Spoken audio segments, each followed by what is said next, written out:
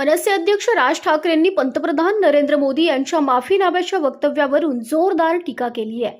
ज्यांनी ट्रोलिंग केलं त्यांना मी माफ करतो असं मोदी म्हणतात. पण नीट पेपर फुटीमुळे ज्या विद्यार्थ्यांनी आत्महत्या केल्या त्यांच्या आई वडिलांची माफी कोण मागणार असा सवाल राज ठाकरेंनी उपस्थित केलाय. विद्यार्थ्यांच्या समस्या, बेरोजगारी आणि परदेशात जाणाऱ्या तरुणांच्या वाढत्या संख्येवरूनही त्यांनी सरकारला घेरलं. देशातील वातावरणामुळे तरुणांमध्ये अस्वस्थता वाढत असल्याचं ते म्हणालेत. यावेळी राज ठाकरेंनी उद्योगपतींचं देश सोडून जाणं, राम मंदिरातील चोरी आणि तरुणांच्या प्रश्नांवरूनही केंद्र सरकारवर निशाणा साधलाय.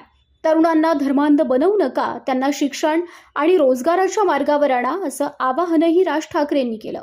आज पंतप्रधान सांगतात की मी त्या मुलांना सगळ्यांना माफ केलं, पण इतकी वर्ष 12 वर्ष तुमच्या लोकांनी जे काही केलंय त्याची माफी कोण मागणार?